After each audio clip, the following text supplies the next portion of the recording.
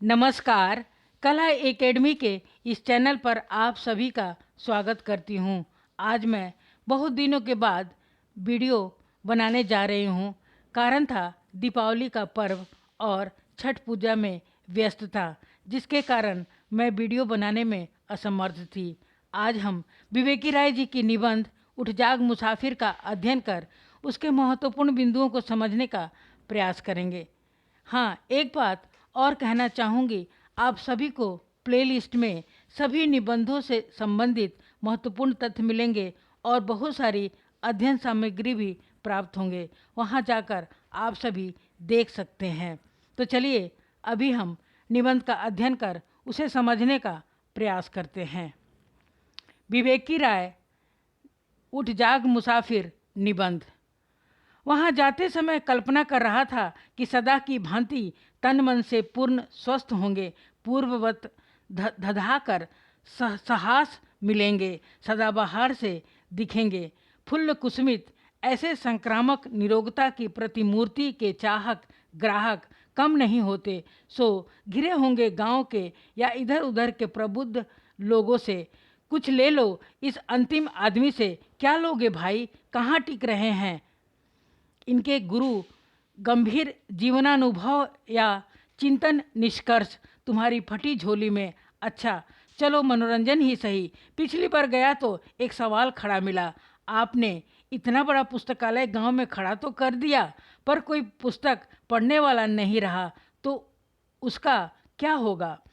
प्रश्न सुनकर मास्टर साहब अर्थात जगदीश बाबू का चिर परिचित मुक्त हास बिखर गया और आधा उत्तर तो प्रश्नकर्ताओं जैसे इसी में मिल गया कि यहाँ भी कोई प्रश्न है, और यदि है तो इसे स्वयं से पूछो। शेष आधे उत्तर के रूप में पूरे आत्मविश्वास के साथ एक प्रश्न ही उन्होंने उछाल दिया, अरे भाई, रात होती है, अंधेरा होता है, तो तुम चाहो या ना चाहो प्रभात का प्रकाश स्वयं में उतर आता है कि नहीं। और फिर वही मुक्त मृदु मंद हास। और तब ऐसा लगा था जैसे दिनकर की कविता पंक्तियां आकर खड़ी हो, मास्टर साहब के पक्ष में गवाही दे रही है। जवानी की आँखों में ज्वाला होती है, बुढ़ापे की आँखों में प्रकाश होता है, और यही कारण है कि जवानी संचय होती है, बुढ़ापा दान होता है। जवानी सुंदर होती है, बुढ़ापा महान होता है। लो गाँव वालों, बहुत लगन के साथ जवानी में संचित किया गया विशाल पुस्तकालय आयु के 95 पड़ाव पर तुम्हें सौंप रहा हूँ। संभालो अपनी थाती, और तब वे क्या सचमुच महान नहीं हो जाते। लेकिन इस महानता की कल्पना को तब गहरा धक्का लगा जब उन्हें बेहाल हीन स्थिति में देखा। जरा तुषार भियंता शरीर सरोजनी, पूरा श्लोक मुंह से कड़ते कड़ते रह गया। नहीं, अभी प्राण भ्रमर उसे छोड़ नहीं जाने वाला। अभी प्राण भ्रमर उसे छोड़ कहीं जाने वाला नहीं। मात्र निश्चेष्ट उतान पड़े सोए हैं, चौकी पर बिस्तर नहीं, अधोवस्त्र के रूप में मात्र खादी का अंडरवियर है, और खादी का ही एक पुराना गमछा ओढ़े जैसे हैं। वस्त्र दोनों साफ सुथरे नहीं। फिर एक धक्का लगा। खादी के चमाचम धवल धुले वस्त्रों के लिए वे एक प्रतिमान समझे जाते हैं। उत्तराभिमुख बैठक खाने के आगे लता पत्रादि से घिरे हुए प्रांगण को घेर कर जो एक अरगनी है, वह बराबर आँखों पर चढ़ने वाले कपड़ों धुलने के बाद सूखने के लिए डाले गए वस्त्रों, धोती, कुर्ता, बंडी, चादर और गमछा आदि से सज्जित मिलती। यह उनकी एक विशिष्ट पहचान रही। आगंतुक उन्हें देखकर अनुमान कर लेता वे मौजूद हैं। तो मौजूद तो वे आज भी हैं, पर यह कैसी बीमार बेपहचान मौजूदगी। कोई व्यक्ति पास नहीं है तो क्या मान ले कि बूढ़ों के साथ लोग कहाँ तक वफा करें, लेकिन न आती मौत तो बूढ़े भी क्या करें। लेकिन स्थिति ऐसी नहीं थी। वहाँ न तो सेवा करने वालों का अभाव था और न ही मौत का इंतजार था। मात्र वे बीमार थे। कभी बीमार न पड़ने वाला आदमी बीमार था। यही कारण था कि आश्रम एक सुहावन पावन जैसा वह आवास उदास था। उधर मैं अपने सोच में डूबा था। उधर कई लोग वहां पहुंचकर उन्हें जगाने लगे थे। बाबा, बाबा, यह देखिए, आपसे मिलने कौन आए हैं। आंखें खोलकर मेरी ओर देखते उन्होंने कहा, शरतचंद्र जी, बैठिए, बैठ जाइए। अर्थात वे मुझे पहचान नहीं सके। शरतचंद्र उनके विद्यालय के प्राचार्य का नाम था। बहुत कड़वा सत्य था। भीतर बेचैनी होने लगी। सामने वे ही तो हैं, पर यह कौन बोल रहा है? कितना क्रूर, कठोर और दुर्दम है समय के हाथों इस प्रकार झटक दिया जाना। उनके स्वजन के कान के पास मुंह कर जोर से जब मेरा नाम बताया तो जैसे तरंगित हो गए। सोए सोए सुपरिचित खुले हुए ऊंचे स्वर में बोले, क्षमा, बारंबार क्षमा, हजार बार क्षमा। बैठिए, बैठिए। शरीर है ना, ठीक हो जाता है तो पिछली बार की तरह बनारस चला जाएगा। आप कहेंगे तो आगे इलाहाबाद या फिर दिल्ली तक चलेंगे। अरे, आपको चाय पिलाओ भाई, भोजन का भी वक्त है। फिर न हो तो आज पुस्तकालय के लिए एक बैठक भी कर लेंगे। बोलते बोलते एकदम चुप हो गए। लगा कि बोलने में कठिनाई हो रही है। खुले हुए ऊंचे निरोग जैसे स्वर की ठनक तो वही थी, पर उसका आत्मविश्वास से पूर्ण पहले जैसा स्वाभाविक ताप नहीं था और ठंडापन छिप नहीं रहा था। सामने वाला चकितकारी सत्य बहुत आहत कर रहा था। 1 साल के भीतर ही यह क्या हुआ? क्या सचमुच बुढ़ापा अचानक धमक कर चकित कर देता है कि अरे, यह क्या हुआ? राष्ट्रीय स्तर के एक विद्या मंदिर के इस तेजस्वी शिक्षक, गांधीवादी चिंतन और जीवन शैली में आजीवन रसे बसे, सदाबहार स्वस्थ के लिए प्रसिद्ध ग्राम मनीषी तथा सुरुचिपूर्ण सुवेश में सदा साहस मिलने वाले इस समाज सेवी को ऐसे बेहाल कैसे देख रहा हूँ? लेकिन बेहाल कैसे? संभवतः यह नियति और जिजीविषा का संघर्ष है। अभी यात्राएं करनी है, पुस्तकालय के भविष्य को संवारना है। इस बुद्धिजीवी के भीतर कोई कविंद्र दीपित दिख रहा है। मरिते मरिते चाइना आमी सुंदर भुवने मानवेर माझे आमी बाँची करे चाई, पर विश्व जगतेर माझ खने दाडाइया बजाई भी सौंदर्येर बाँसी। मकान जर्जर होने से क्या, मकान मालिक जवान है। वह इस सुंदर संसार को और सुंदर बनाने के लिए जिएगा। यहाँ खड़े होकर बंसी बजाएगा। हाय रोग, हाय दैया करे उसकी बलाए। नहीं, वह रोएगा धोएगा नहीं, पड़ा रहेगा शांत मौन। कोई शिकवा शिकायत नहीं। अपने प्रिय कवि कबीर साहब की तरह बेहद के मैदान में सोया है। कुछ निरंतर हो रहा है। क्या हो रहा है? शायद सुमिरन भजन। आश्चर्य। इधर मैं उनके एक स्वजन से उनकी अप्रत्याशित अवस्था के विषय में जानकारी ले रहा था और उधर अपनी मौज में जैसे मुझे सुना रहे हैं उसी अमंद स्वर में अर्धमूंदी आँखों में बोलते जा रहे हैं। राम नाम लड्डू, गोपाल नाम घीऊ, हरि का नाम मिश्री और घोर घोर पीऊ। झूठे सुख को सुख कहत मानत है मनमोद। जगत चबे ना काल को चहकर अंतकाल तुम सुमिरन गति, और फिर चहक कर अंतकाल तुम सुमिरन गति, और फिर चहक कर कुछ मौज में। माता बिन आदर कौन करे, बरखा बिन सागर कौन भरे, राम बिन दुख कौन हरे। तराने पर विराम लगा तो मैं सामने हाथ जोड़कर खड़ा हुआ। अब चलने की आज्ञा दीजिए।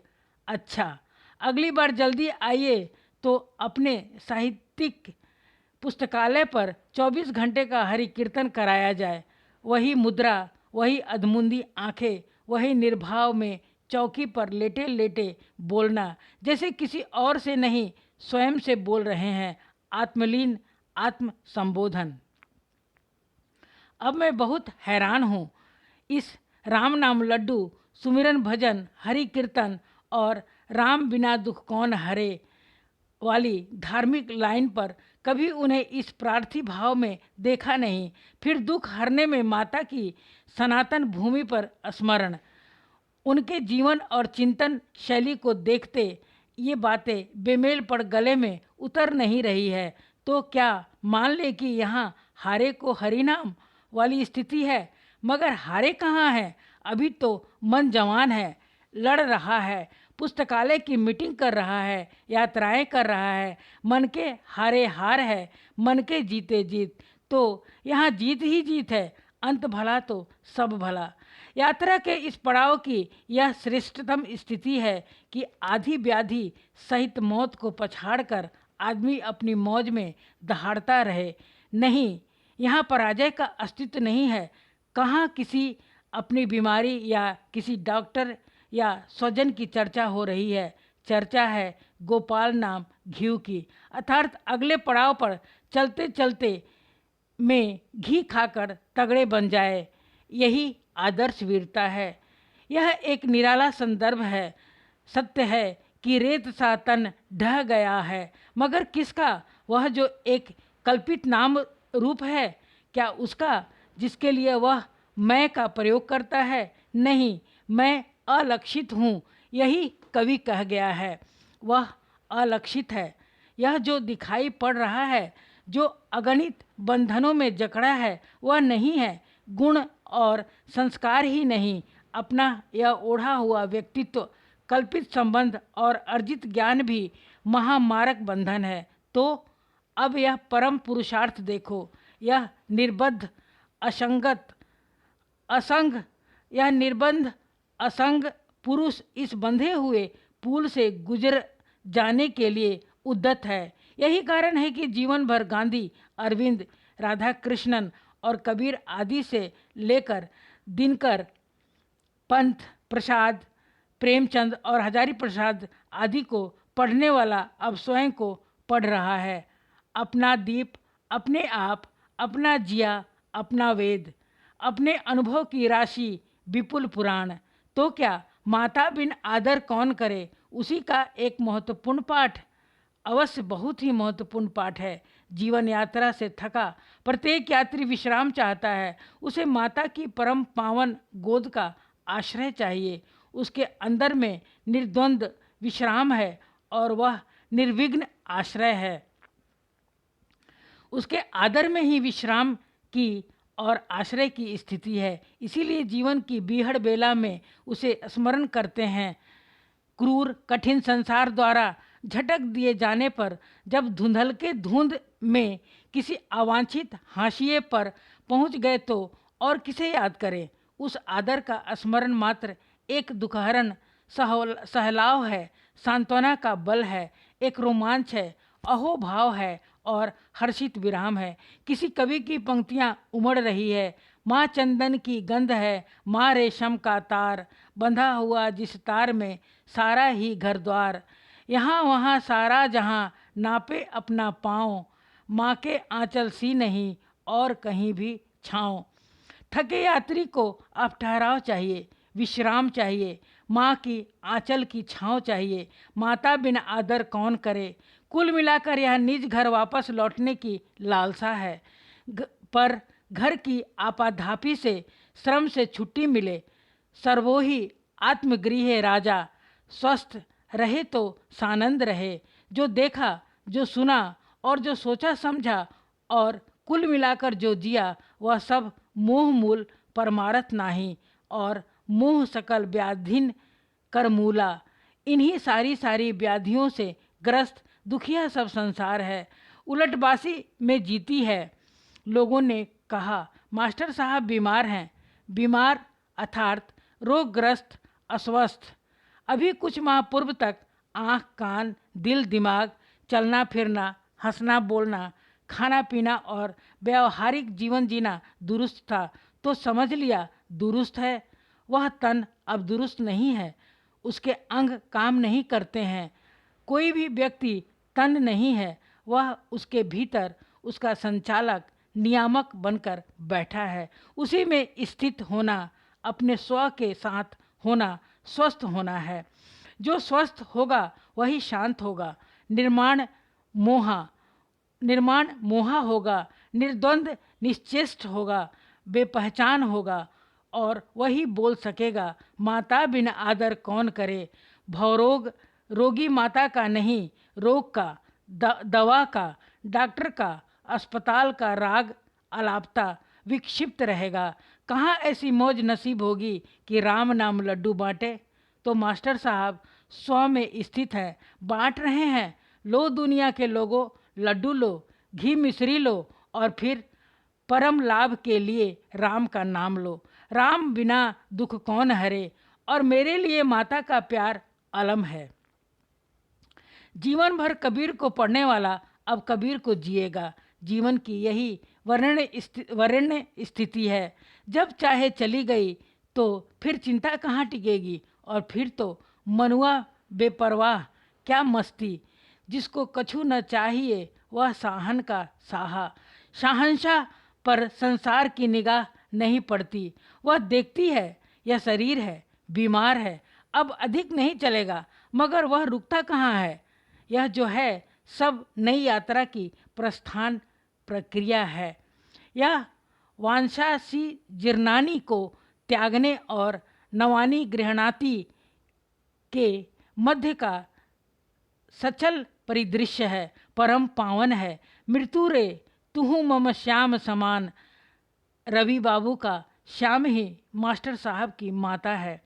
तुम ही हो माता, तुम ही पिता हो, अब तुम्हारा प्यार ही वांछित है। संसार पीछे छूट गया, अब कैसा बंधन।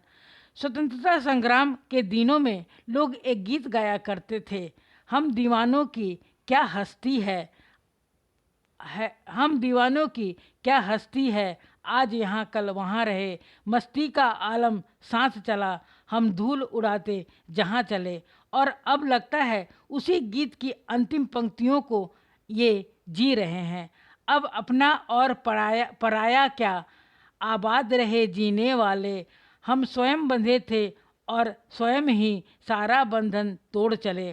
कहाँ चले, माता का प्यार पाने के लिए, उनकी गोद में। मगर वह तो बहुत बहुत पीछे छूट गई। जन्मदात्री माँ की गोद अब असंभव। संभव है उनकी भारत माता की गोद, प्रकृति माता की गोद। अरे हम भारतवासी कितने सौभाग्यशाली हैं, और हमारी संस्कृति कितनी समृद्ध है कि आदर, प्यार और दुलार सहित जीवनदात्री हमारी माताओं की विस्तृत सूची है। गंगा, गीता, गायत्री और धरती सहित अनेक देवी देवताओं की अधिक पवित्र संज्ञाएं माता शब्द से जुड़ती है। जन्मदात्री भौतिक माता से कुछ अधिक ही भावात्मक संबंधों वाली माताओं के स्मरण में रोमांच देखते हैं। भौतिक जीवन की माता कुमाता भी हो जाती है। इस 20वीं-21वीं शताब्दी का आधुनिक दौर इस संदर्भ में बहुत कुख्यात हुआ, परंतु भावात्मक संबंध वाली माताओं का स्नेह कोश सुपुत्रों के लिए कभी रिक्त नहीं होता। उनका आदर, अवदान और आशीर्वाद बहुत ही शक्तिशाली होता है, साथ ही अकृत्रिम, सहज और निस्वार्थ। भारत माता के प्रति भक्ति, समर्पण और सेवा भाव की तरंगों ने एक तिरंगा इतिहास रच दिया। लिखा सुना नहीं, वह सब आंखों देखा सच है। समस्त भूगोल, इतिहास और पुराण से जुड़ी माताएं जन्मदात्री माँ सहित एक भारत माता के भावों में जब समाहित हो गई थी। वंदे मातरम, क्या पता मास्टर साहब उसी माता की सुधि में अलख जगा रहे हों। माता बिना आदर कौन करे। हाँ, मैं साक्षी हूँ मास्टर साहब के जीवन का प्रभात और पूर्वाहन का जीवन। विजयी विश्व तिरंगा और भारत माता जननी हमारी, उसको शीश झुकाएंगे जैसे गीतों की गुंजार में रमा था। सबसे पहले पहल उन्हें एक प्रभात फेरी में देखा था। उनके गांव पर एक बारात में गया था। गर्मी का दिन था। वह सारा गांव आज़ादी के दीवानों का गांव है। सुबह लगभग 4 बजे समवेत स्वरों की आकर्षक गीत ध्वनि मेरी मीठी नींद से टकराने लगी। उठकर देखा एक जुलूस है और वह गांव की गलियों में घूमते हुए सड़क पर निकल रहा है। हाथों में चक्रांकित तिरंगा झंडा लिए 2 कतारों में 15-20 लोग हैं। लोगों ने बताया आगे आगे जो 2 व्यक्ति हैं, कुछ बड़े बड़े झंडे लिए, एक युवा और एक प्रौढ़ व्यक्ति है। उनको लोग संत जी कहते हैं, और जो युवक हैं कॉलेज में पढ़ाता है, उनका नाम जगदीश है। तो यह था प्रथम दर्शन। परिचय बाद में पुस्तकालय के माध्यम से हुआ। मुझे स्मरण है उस दिन प्रभात फेरी में लोग गा रहे थे, उठ जाग मुसाफिर भोर भई अब रैन कहाँ जो सोवत हैं। वास्तव में यह उठ जाग वाला तथा उत्थित जागृत के प्राक ऋषि आह्वान को नए संदर्भों में ध्वनित करने वाला गीत मास्टर साहब का प्रिय गीत है। अनेक बार इसे उनके मुंह से सुना है। क्या पता जीवन की चढ़ती अवधि का यह राष्ट्र जागरण गीत इस जीवन की उत्तरी संध्या बेला में आत्म जागरण की कोई मनोवैज्ञानिक लहर बनकर कंठ स्वर में फूट पड़ी हो। माता बिना आदर कौन करे। जन्मदात्री माँ की ममता भारत माता में रूपांतरित हो गई हो। ऐसे भाव रूपांतर स्वाभाविक है। उस सेनानी पीढ़ी की भारत माता के प्रति स्वाधीनता और नवजागरण के प्रति समर्पित तथा गहरी संशक्ति समय का एक ज्वलंत सत्य है। आत्म जागरण बनाम राष्ट्र जागरण गीत की प्रथम कड़ी का भाव प्रवाह दोनों ओर है। उठ जाग मुसाफिर भोर भई अब रैन कहाँ सो सोवत है। जो सोवत है सो खोवत है, जो जागत है सो पावत है। किंतु आगे की पंक्तियों की राष्ट्रीय अर्थ में नई व्याख्या की जाती है। मास्टर साहब कहते गीत में रब का, प्रभु का ध्यान करने की बात कही गई है। हमारा रब भारत माता है, हम उसी का ध्यान करते हैं। रही बात पाप की, तो हम वासियों ने अपनी फुटमत का गाफिल होने तथा सोए रहने का पाप किया, जिसकी करनी भुगत रहे हैं, पराधीन बने हैं। भारत माता वंदनीय है।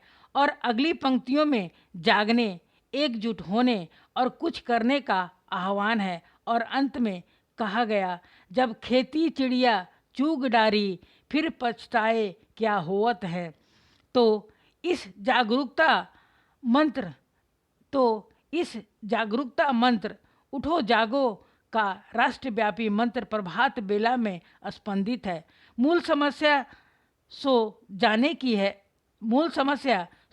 की है। इसीलिए जागने के बहुआयामी यत्न चल रहे हैं। कोई भारत माता का भगत भी है और सिंह भी है, तो वह क्या करता है? जवानों को जगाने के लिए काउंसिल में बम फेंका और फिर फांसी पर चढ़ने जा रहा है तो भारत माता से विदा मांगता है। बहुत लोकप्रिय गीत था, विदा कर दो मुझे माता। एक निराला कवि है जो इस बात पर तड़प रहा है कि सिंहों की मांद में आया है आज स्यार। और फिर वही जागो नगपति जागो विशाल। कोई छायावादी कवि प्रसाद रूप में नवजागरण मंत्र फूंक रहा है। बीती विभावरी जागरे, शुरुआत भारतेंदु ने की। डूबत भारत नाथ बेगी अब जागो। उन्होंने परमात्मा को ही पुकार दिया। पुकार सुनी गई। वह परमात्मा आत्मा के रूप में प्रतिष्ठित होकर और गांव के किसानों में नवजागरण का अदम्य ज्वार बन उमड़ रहा है। जगा रहे हैं। उठ जाग मुसाफिर। प्रभात फेरी की यह श्रृंखला गीत गुंजार से पहुंचती है आत्म बलिदान की मंजिल तक। बंदनी माँ को न भूलो, राग में अब मत झूलो। हो जहाँ बलि शीश अगणित, एक सिर मेरा मिला लो।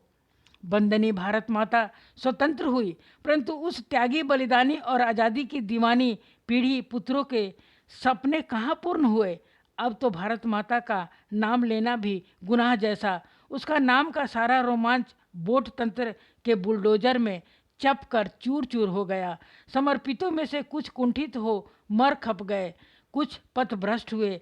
ऐसे कि देश को कांटों से बचाते बचाते फूलों की मालाओं में डूब गए। कुर्सी, कमाई, पार्टी, प्रॉपर्टी और लोकतंत्र बनाम धन बल तंत्र, बाहुबल तंत्र वाले अंधे युग में भ्रष्टाचार भक्त गा बजा कर नाच रहे हैं। अब हों नाच्यो बहुत गोपाल, चोर मचावे शोर। तब मास्टर जैसा व्यक्ति अब क्या बोले? किस सोए देश को जगाए।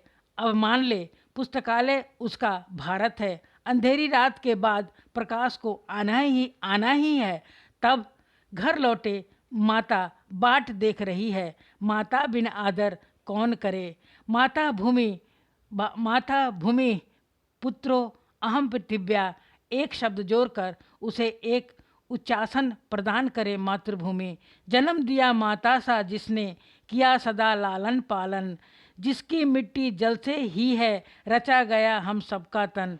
पंडित मनन द्विवेदी गजपुरी की इस कविता में भारत भूमि अवदानों को लता द्रुमादि सहित रक्षाकारी उपादानों की ओर संकेत के बाद कवि एक मार्मिक बात कहता है कि माता की गोद तो केवल बचपन में मिलती है, परंतु मातृभूमि तो मृत्यु पर्यंत अपना स्नेह लुटाती है और मृत्यु के बाद शरण बन अपने में मिला लेती है। अंत में कवि कहता है, ऐसी मातृभूमि मेरी है स्वर्ग से भी प्यारी। जिसके पद कमलों पर मेरा तन मन धन सब बलिहारी।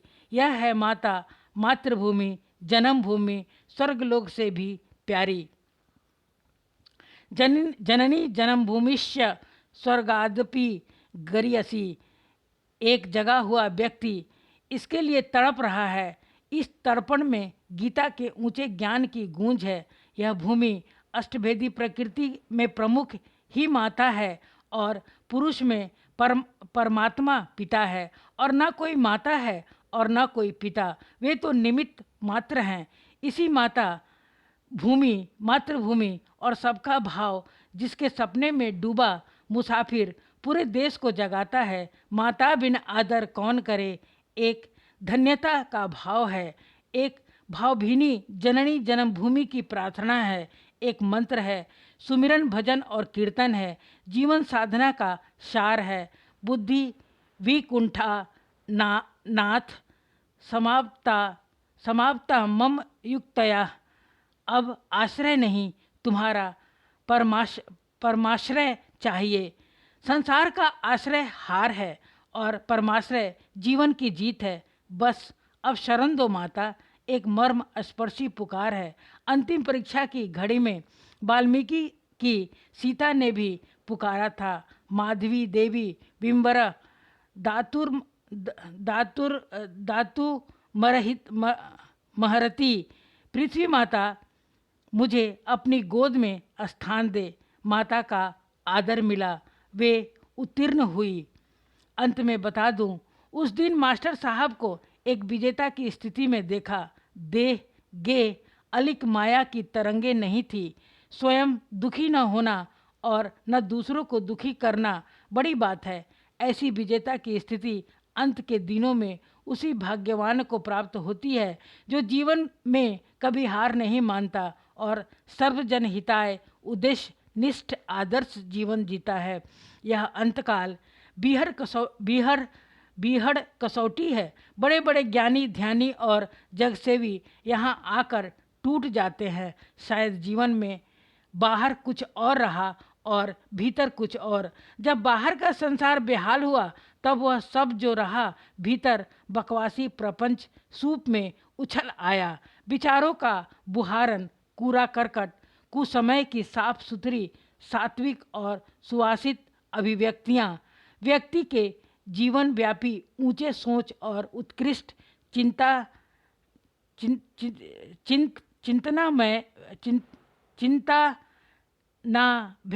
चिंतनाभ्यास की फलश्रुति होती है। ऐसे जीवन संबल वाला व्यक्ति राग रहित हो तो मुक्त हास बिखेर सकता है। जिसको दुनिया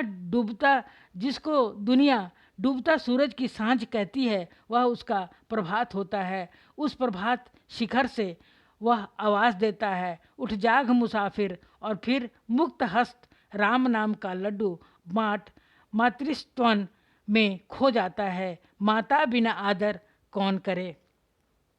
आप सबने इस वीडियो को सुना और देखा, इसके लिए मैं आप सभी का बहुत बहुत धन्यवाद करती हूँ। कृपया वीडियो को लाइक, सब्सक्राइब और शेयर अवश्य करें ताकि कोई ज़रूरतमंद विद्यार्थी भी लाभान्वित हो सके। धन्यवाद। जय हिंद।